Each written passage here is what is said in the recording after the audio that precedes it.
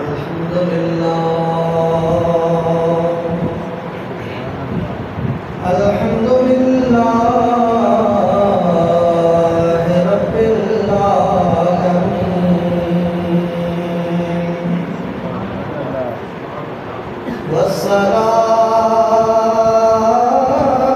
والصلاة والسلام على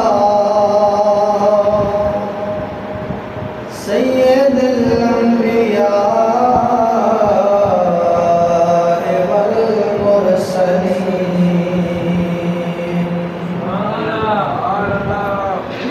سيدنا ونبينا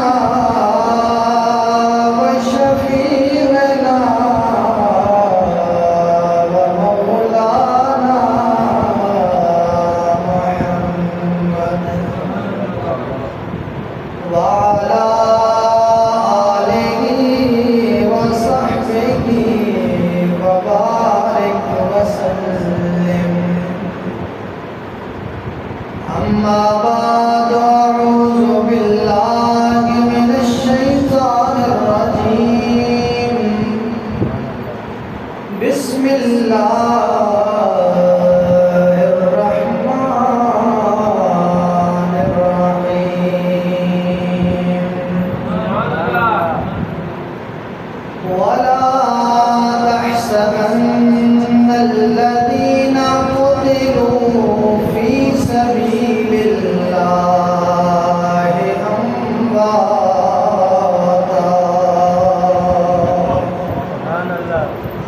صدق الله مولانا العظيم وصدق رسوله النبي الكريم الأمين الرؤوف الرحيم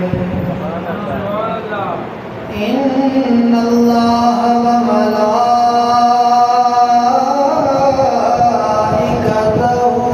يصلون على النبي يا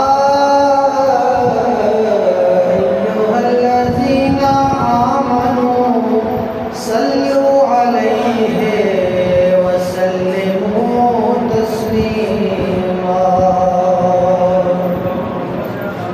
اللهم صل على سيدنا ومولانا محمد وعلى آل سيدنا ومولانا محمد وبارك وسلم وصل عليه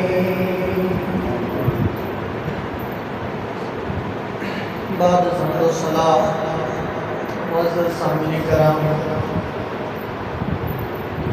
خوابوں کی تعبیر کی کتابوں میں لکھا ہے کہ جو شخص یہ خواب دیکھے کہ میں نے خواب کے اندر درود شریف پڑھا ہے، خواب کے اندر اسے اپنا درود پڑھنا نظر آئے اور دیکھے، تو اس کی تعبیر یہ ہے کہ اس کا درود اللہ اور رسول کے ہاں قبول کیا جا رہا ہے، اور اس کے بدلے میں اللہ تعالیٰ اس کی دینی اور دنیاوی معاملات میں آسانی اور برکت عطا فرمائے۔ تو اگر خواب کا عالم یہ ہے کہ کوئی شخص خواب میں آقا علیہ الصلوۃ والسلام پر رحمت کے لیے اللہ سے درخواست کرے تو اللہ اس پر دینی اور دنیاوی معاملات کی ساری آسانیاں کھول دے، تو جاگتی آنکھوں کے ساتھ حضور پر درود پڑھنے کا عالم کیا ہے؟ تو ایک بار اپنے لبوں کو دوبارہ تر کیجئے، محبت سے پڑھیے الصلاۃ والسلام علیک یا سیدی یا رسول اللہ وعلی آلک واصحابک یا حبیب اللہ۔ معزز سامعین، امام نصفی ایک بڑے بزرگ گزرے، بڑی کتابیں لکھی، وہ اپنی کتاب میں لکھتے ہیں کہ قیامت کا دن ہوگا، شدید گرمی کا عالم ہوگا، پیاس شدید ہوگی، لوگ اپنے درجات کے حساب سے، گناہوں کے حساب سے، کوئی پسینے میں گھٹنوں تک ڈوبا، کوئی سینے تک، کوئی غوطے کھا رہا ہوگا، تو اس عالم میں آقا علیہ الصلوۃ والسلام کو اللہ تعالیٰ حوض کوثر عطا فرمائے گا۔ اب جس بندے کو حوض کوثر نصیب ہو جائے گا، چاہے ایک گھونٹ نصیب ہو جائے، پھر قیامت کا 50,000 سال والا دن گزر جائے گا، اس کی پیاس دوبارہ اسے نہیں آئے گی۔ یہ تو ہے ادنا کیفیت، سب سے کم کیفیت، کہ اس کو حوض کوثر سے پانی نصیب ہو جائے۔ اب حوض کوثر کا منظر کیا ہوگا؟ حدیث میں بیان ہوتا ہے، آقا علیہ الصلوۃ والسلام تشریف فرما ہوں گے، امتیوں کو پانی پلا رہے ہوں گے، آپ کے ارد گرد خلفائے راشدین بیٹھے ہوں گے، آپ کے صحابہ، اور وہ صحابہ جن کی ڈیوٹیاں حضور لگائیں گے وہ امتیوں کو حوض کوثر عطا فرما رہے ہوں گے۔ اب جس کا جتنا رتبہ، جس کا جتنا منصب، اس کو اتنی اہمیت والا بندہ پانی پلا رہا ہے۔ اتنی دیر میں ایک گروہ آتا ہے، ایک قافلہ آتا ہے، آقا علیہ الصلوۃ والسلام اس قافلے کو دیکھتے ہیں تو مسکرا پڑتے ہیں۔ حوض کوثر پہ ایک قافلہ آتا ہے، حضور کی نظر پڑتی ہے، آپ مسکرا پڑتے ہیں اور اشارے سے کہتے ہیں کہ سائڈوں پہ ہٹ جاؤ، اس قافلے کو میرے پاس آنے دو۔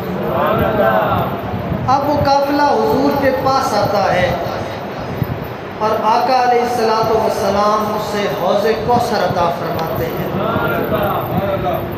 اب باقی سارے لوگوں کو حوض کوثر حضور پلا رہے ہیں پیالوں سے، جنت کے جو پیالے حوض کوثر کے منڈیر پہ رکھے ہیں وہاں سے پلا رہے ہیں، لیکن ان کا امتیاز یہ ہے کہ آقا علیہ الصلوۃ والسلام حوض کوثر سے اپنے دونوں ہاتھوں سے یوں پانی بھر کے اس قافلے والوں کو پلا رہے ہیں، اور وہ سیر ہو کے پی رہے ہیں، پیتے جا رہے ہیں، پیاس بجھا رہے ہیں۔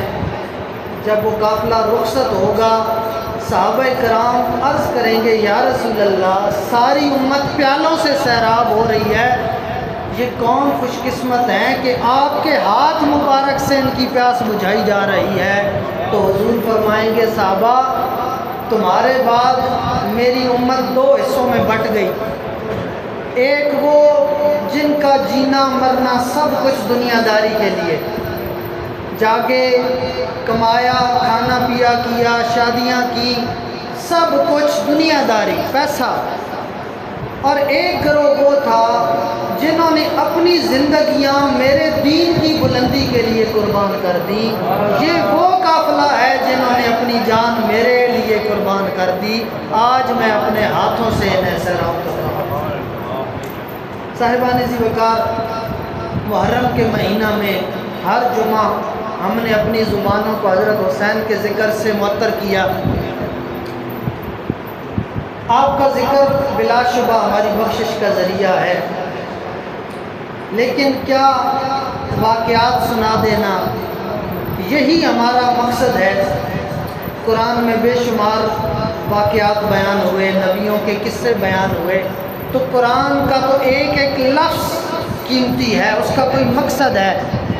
تو کیا قرآن میں جو ڈھیروں قصے موجود ہیں وہ صرف اس لیے کہ پچھلی امتوں کی کہانیاں ہمیں پتہ چلیں؟ نہیں، ہر کہانی کے اینڈ پہ، اس کے اختتام پہ اللہ تعالیٰ نے اس سے عبرت حاصل کرنے کے لیے، سبق حاصل کرنے کے لیے بھی کچھ آیات نازل فرمائی ہیں، کہ یہ قصہ صرف انٹرٹینمنٹ نہ رہے، کہانی نہ رہے، لوگ اس سے سبق حاصل کریں۔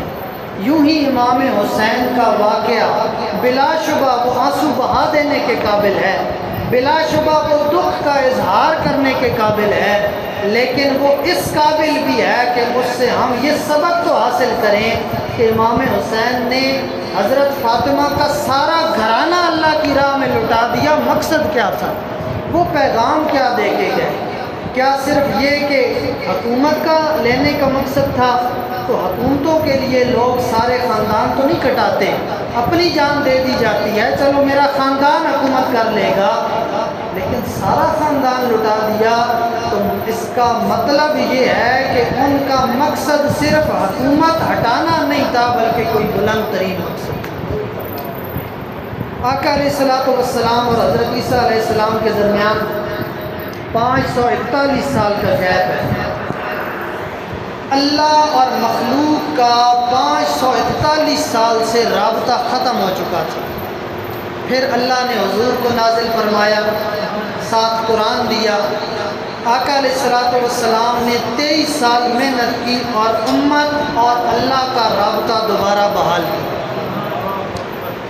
جو ٹوٹا ہوا رابطہ تھا، اللہ کا نظام دنیا پہ ختم ہو چکا تھا۔ نظام کا کیا مطلب ہے؟ نظام کا یہ مطلب نہیں کہ آج ہم جمعہ پڑھنے آئے ہیں تو بس جمعہ ہی ہمارے اوپر لازم، 5 وقت کی نماز لازم، روزہ حج زکوٰۃ لازم۔ یہ تو مذہب ہے، یہ تو عبادت ہے۔ مذہب اور دین کے اندر ایک فرق ہے۔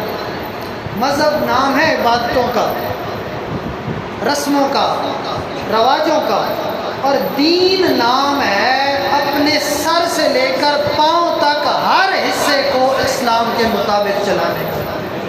چاہے وہ حکومت ہے، چاہے وہ فوج ہے، چاہے وہ سیاست ہے، چاہے وہ نوکری ہے، چاہے وہ کاروبار ہے، چاہے وہ محلہ ہے، مسجد ہے، ممبر ہے، ہر پہلو اگر دین کے مطابق چلے گا تو یہ اصل دین کا پیغام۔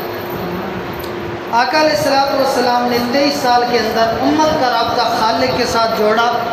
اللہ کا جو نظام تھا وہ کائنات کے اندر نافذ ہو گیا۔ غریب کو تحفظ ملنے لگا، ظالم کے ساتھ سختی ہونے لگی۔ پہلے ظالم بچ جاتے تھے، غریب پس جاتا، اب ظالم کی سرکوبی ہونے لگی، غریب کو اس کی حمایت ملنے لگی۔ حضور کے دور میں یہ نظام رہا، خلفائے راشدین کے زمانہ میں یہ نظام رہا۔ امیر معاویہ رضی اللہ تعالیٰ عنہ اسلام کے پہلے بادشاہ ہیں، بادشاہ لیکن نظام اسلامی چل رہا ہے۔ لیکن 60 ہجری میں یزید تخت نشین ہوتا ہے۔ وہ پہلا شخص تھا جس نے حضور کی سنت کو تبدیل کرنے کا فیصلہ کیا۔ حضور کا جو طریقہ کار تھا، حضرت امیر معاویہ تک زمین پر جو قانون چل رہا تھا وہ اللہ کا اور قرآن کا چل رہا تھا۔ یزید وہ شخص تھا جس نے ان زمین کا رابطہ، مخلوق کا رابطہ اللہ کے ساتھ کاٹنے کی کوشش کی، اللہ کے نظام کو توڑ کر ذاتی نظام نافذ کرنے کی کوشش کی، اور وہ جو نظام حضور نے اپنا خون دے کر پیش کیا تھا اس کو بدلا جا رہا تھا۔ کیسے ممکن تھا کہ امام حسین دیکھتے رہتے اور وہ بدل جاتا؟ امام حسین اپنی تربیت کے مطابق اپنی جان، اپنا کنبہ قربان کر دیا، اہل بیت کا سارا خانوادہ قربان ہو گیا، لیکن اللہ کا جو نظام خراب کیا جا رہا تھا اسے خراب ہونے سے بچا۔ اب یہ کیوں ضروری تھا؟ یزید مرتا، نیا بادشاہ آ جاتا، ممکن ہے وہ نیک ہوتا، قیاس کر سکتے ہیں، ممکن ہے اچھا آدمی ہوتا پھر قرآن کے مطابق چلاتا۔ لیکن یاد رکھیں عربی کا ایک مقولہ ہے، الناس علی دین ملوکہم، لوگ اپنے بادشاہوں کے طور طریقوں پر چلتے ہیں، لوگ ویسے ہی ہو جاتے ہیں جس طرح ان کے بادشاہ ہوتے ہیں۔ آقا علیہ الصلوۃ والسلام نے نجاشی بادشاہ کو خط بھیجا کہ مسلمان ہو جا، وہ سارے عیسائی، حضور نے اسے خط بھیجا، وہ مسلمان ہوا تو اس کے ملک کے سارے لوگ مسلمان ہیں۔ لوگ بادشاہوں کے طریقہ پر ہوتے ہیں، جب بادشاہ بدلا تو اس کی قوم کا سارے کا مذہب تبدیل ہو گیا۔ ہرقل کے پاس حضور نے بندے بھیجے، اس نے محبت کا اظہار کیا، تو اس محبت کے اظہار کی وجہ سے عوام کے اندر بھی حضور کی محبت پیدا۔ تو لوگ بادشاہوں کے طریقے پر ہوتے ہیں۔ جب حجاج بن یوسف جیسے لوگ حکمران تھے نا، تو جب لوگ صبح جاگتے تو ایک دوسرے سے پوچھتے کہ آج قتل کون ہوا ہے، صبح آج رات کتنے لوگ قتل ہوئے۔ اور جب حضرت عمر بن عبدالعزیز بادشاہ تھے نا، تو صبح جاگتے تو لوگ ایک دوسرے سے پوچھتے آج تم نے قرآن کی کتنی صورتیں یاد کی۔ تو یہ فرق پڑتا ہے بادشاہت کی تبدیلی سے۔ بادشاہ اچھا ہو تو عوام کے رویے بھی اچھے ہو جاتے ہیں، بادشاہ برا ہو تو عوام بھی بری ہو جاتی ہے، اس لیے ضروری تھا کہ یزید کا رستہ روکا جائے۔ یزید وہ شخص تھا جو چھپ چھپا کے نہیں، اعلان کر کے مسجد حرام کی دیوار پہ بیٹھ کے شراب پی رہا ہے۔ آپ حیران ہوں گے، حضرت امیر معاویہ کے دور میں ایک بار یزید حج کا امام بن کے آیا۔ ہر سال حج کا امام ہوتا ہے، حج صاحب واپس آئے ہیں، وہاں ایک بندہ خطبہ دیتا ہے جو سارے حاجیوں کی رہنمائی کرتا ہے۔ یزید ایک سال حج کا امام بن کے گیا۔ حساب لگائیں کہ اگر یزید جیسا بدبخت شخص امت کی رہنمائی کرنے لگے تو پھر امت کا کیا حال ہو جائے۔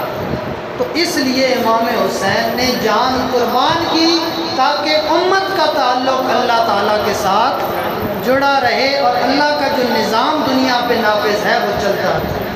اب اس کا اثر کیا ہوا؟ وقتی طور پہ امام حسین ہار گئے، یزید جیت گیا، لیکن اثر کیا پڑا؟ ایک تحریک چلی، اور اس تحریک کا اثر یہ پڑا کہ یزید کا بیٹا، سگا بیٹا، یزید کے مرنے کے بعد جب وہ تخت پہ بیٹھا نا تو چند مہینوں کے بعد اس نے یہ کہتے ہوئے استعفیٰ دے دیا کہ میں اس تخت پہ نہیں بیٹھ سکتا جس پر آل رسول کا خون موجود ہے۔ اب کون کہہ رہا ہے؟ یزید کا بیٹا۔ اللہ بروں سے اچھے اور اچھوں سے برے پیدا فرماتا رہتا ہے۔ حضرت امام حسین کو قتل کرنے والوں میں عمر بن سعد، حضرت سعد بن ابی وقاص کا سگا بیٹا۔ کون حضرت سعد بن ابی وقاص؟ فاتح ایران۔ کائنات میں جتنے صحابہ موجود ہیں ہر صحابی نے کہا یا رسول اللہ میرے ماں باپ آپ پہ قربان۔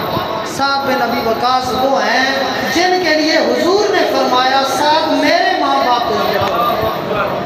ایسا صحابی، لیکن اولاد کیسی نکل آئی کہ آل بیت کو قتل کر رہا ہے۔ تو اچھوں سے برے اور بروں سے اچھے پیدا ہوتے رہتے ہیں، لیکن ضروری ہے کہ کوئی ظالم کے راستے میں کھڑا ہو۔ آقا علیہ الصلوۃ والسلام کی حدیث ہے، حضور نے فرمایا تم اپنے بھائی کی مدد کرو چاہے وہ ظالم ہو یا مظلوم ہو۔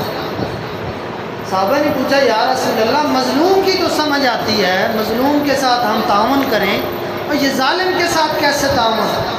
حضور نے فرمایا تم ظالم کا ہاتھ روکو، اس سے روک لو ظلم سے تاکہ وہ جہنم میں جانے سے بچ جائے، یہ اس کے ساتھ دیکھیں۔ تو پیغام حسین علیہ السلام کیا ہے؟ پیغام کربلا کیا ہے؟ پیغام کربلا یہ ہے کہ زمین والوں کا رابطہ اللہ کے ساتھ نہیں ٹوٹنا چاہیے۔ زمین پہ جو نظام ہے وہ اللہ کے ساتھ اللہ کا ہی چلنا چاہیے، بندے کا نظام نہیں چلنا چاہیے۔ پہلا پیغام یہ ہے کہ یزید نے یہ کہا کہ طاقت ہی حق ہے، جس کے پاس زور ہے وہ جو مرضی کرتا پھرے، جس کی لاٹھی اس کی بھینس، جو ڈاڈا ہے اسی کا چلے گا کام، جو غریب ہے کمزور ہے لسا ہے اس کی بات نہیں مانی جائے گی۔ امام حسین نے اس کا درست کلیہ پیش فرمایا۔ آپ نے فرمایا حق ہی طاقت ہے، حق جو ہے جو سیدھی بات ہے وہی طاقت ہے۔ آقا علیہ الصلوۃ والسلام نے فرمایا قیامت والے دن، اب یہ بڑی غور سے سننے والی حدیث ہے، قیامت والے دن سب سے برا انجام اس بندے کا ہوگا جس نے اپنی آخرت کسی دنیا دار کے لیے برباد کر، کسی کی دنیا بچانے کے لیے اپنی آخرت قربان کر دی، وہ کائنات کا سب سے برا ترین آدمی ہے۔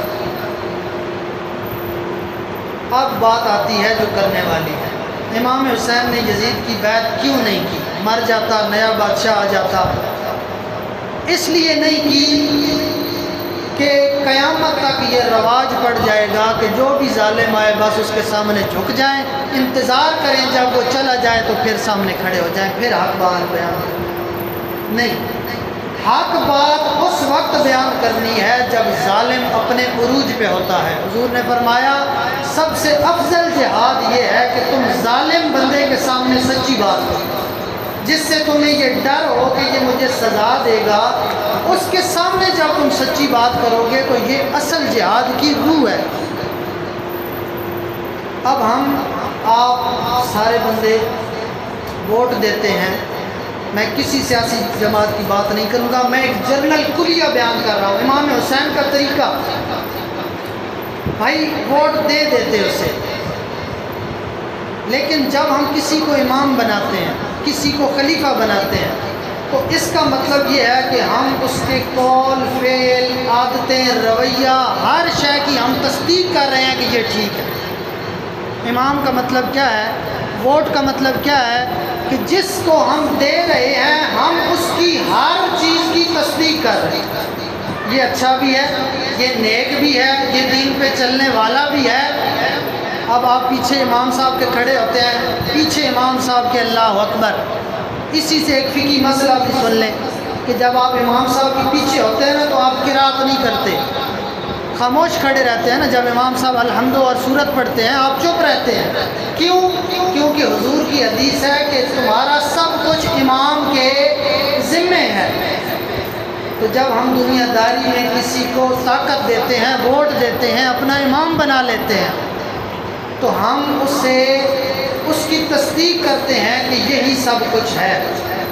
اب اگر وہ بندہ اچھا ہے تو بہت اچھا، لیکن اگر وہ بندہ اچھا نہیں ہے تو ہم نے اس کی دنیا داری کے لیے اپنی آخرت برباد کر دی، ہم نے اس کے ہر ظلم کی تائید اپنے ووٹ کے ساتھ کر دی، ہم نے مور لگا دی یہ بندہ ٹھیک ہے، کل کل وہ جو ظلم کرے گا ہمارا ووٹ اس کی تصدیق کرے گا، اور جس طرح قابیل کو اپنے بھائی کے قتل کی وجہ سے ہر قتل میں سے گناہ ملے گا، اسی طرح ہمارے ووٹ کے بعد جو بندہ جرم کا مرتکب ہوگا اس کا حصہ ہمیں ملتا رہے گا۔ کیوں؟ ہم نے بغیر کسی جبر کے ایک ظالم کی تصدیق کی ہے۔ تو امام حسین کا پیغام یہ ہے کہ تم اپنا امام اسے چنو جس کی تم دل سے تصدیق کر سکو، تم اس کو امام نہ چنو کہ تمہارے دل میں تو ہو یار یہ چور ہے یا یہ ویسا ہے، دین پر نہیں چلنے والا، لیکن تم کہو کہ چلو خیر ہے، ممکن ہے ٹھیک ہو جائے۔ نہیں، آپ نے اس کو پرکھنا ہے، دیکھا ہے، آپ اس کے اوپر ایسے بھروسہ نہیں کر سکتے، صرف آپ کا معاملہ نہیں ہے، وہ بندہ کئی کروڑ لوگوں پر حاکم بنے گا اور ان میں سے جس پر بھی ظلم کرے گا اس کا حصہ ہمیں ملے گا۔ تو اس لیے یہ چیزیں، یہ پیغام ہے کربلا کا، یہ کوئی سیاسی بات نہیں ہے، کوئی کسی پارٹی کا نمائندہ بھی اچھا ہو سکتا ہے، لیکن ہمارا دل گواہی دے، اور اچھے اور برے کی تمیز بڑی آسان ہے۔ آقا علیہ السلام سے لوگوں نے پوچھا یا رسول اللہ گناہ کیا ہے، یا رسول اللہ نیکی کیا ہے؟ حضور نے فرمایا جو تمہارے دل کو خوش کرے وہ نیکی ہے، جو تمہارے دل کے اندر کھٹکے وہ گناہ۔ کتنا آسان کچھ، اب انسان کے اندر اتنا ضمیر تو ہونا چاہیے نا کہ اس کا دل یہ تصدیق کرے کہ یہ بات گناہ ہے یا نیکی، تو ہمارا دل ہمیں بہتر جواب دیتا ہے۔ یہ جو ضمیر نامی چیز ہمارے اندر اللہ نے رکھی ہے یہ بڑی زبردست چیز ہے، یہ نفس کو کاؤنٹر کرنے کے لیے پیدا کی، یہ ہمیں حق اور سچ کا اور جھوٹ کا فرق وقتاً فوقتاً بتاتا رہتا ہے، لیکن اگر ہم اسے سرے سے ہی مار دیں تو پھر یہ چپ ہو جاتا ہے، پھر نفس طاقتور ہو جاتا ہے اور پھر ہم اس کے پیچھے چلتے ہیں۔ اور اس کے لیے اللہ نے قرآن میں فرمایا وَمَنِ اتَّبَعَ هَوَاهُ، عربی میں ہوا کا مطلب ہوتا ہے خواہش، جو بندہ اپنے خواہش کے پیچھے چلتا ہے، جو دل نے کہا مانتے گئے، آخر ضمیر اتنا کمزور ہو گیا کہ وہ چپکے سے بھی گلا نہیں کرتا کہ یار یہ تم غلط کر رہے، وہ چپ ہو جاتا ہے اور بندہ ہر بات نفس کی مانتا رہتا ہے۔ تو پہلا پیغام کربلا یہ ہے کہ اپنا نمائندہ، اپنا امام اسے بنانا ہے جو واقعی اچھا ہو۔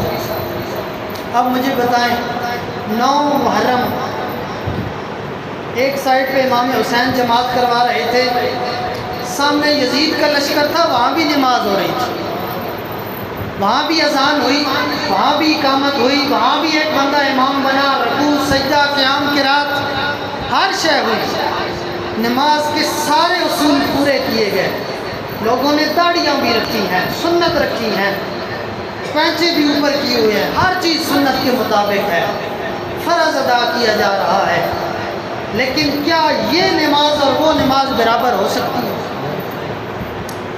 وجہ کس چیز نے فرق کیا؟ کیا نماز نے فرق کیا؟ نہیں، امام نے فرق کیا۔ امام بدلا تو نماز بدل گئی۔ آپ جس کو امام مان رہے ہیں، آپ اگر وہ امام ہی صحیح نہیں، شرعی لحاظ سے نماز ہو جائے گی، لیکن روحانی حساب سے مجھے بتائیں کہ آپ کا اس پہ ضمیر ہی مطمئن نہیں، آپ کا دل اس کی حق کی گواہی نہیں دیتا، لیکن آپ اسے امام مانے کھڑے ہیں، تو مجھے بتائیں کہ آپ کی نماز کا عالم کیا ہو؟ قیامت والے دن ایسی نمازیں پھر رد کر دی جاتی ہیں۔ اس لیے یاد رکھیں کہ امام میٹر کرتا ہے، امام صحیح ہونا ضروری ہے، نماز قبول ہوتی رہے گی اگر امام صحیح ہو۔ علامہ اقبال نے وہ فرمایا تھا نا کہ شوق تیرا اگر نہ ہو میری نماز کا امام، یعنی اے اللہ اگر تیری محبت، تیرے رسول کی محبت اگر میری نماز میں شامل نہ ہو، میرا قیام بھی حجاب، میرا سجود بھی حجاب، پھر میرا سجدہ کیا اور قیام کیا، اگر میری نماز کے اندر محبت الہی اور محبت رسول ہو تو امام ضروری ہے، امام کا عقیدہ درست ہونا ضروری ہے، تب جا کے ہماری نماز قبول ہوگی، ورنہ نمازیں تو منافقوں کے سردار عبداللہ بن ابی نے بھی پڑھی تھی، نمازیں تو شمر نے بھی پڑھی تھی، حج تو یزید بھی کیا کرتا تھا، ممکن ہے روزے بھی رکھتا ہو، لیکن جس کا امام حسین ہے اس کی نماز قبول ہوگی، اور ہر دور میں جس کا امام یزید ہے اس کی عبادتیں رد کر دی۔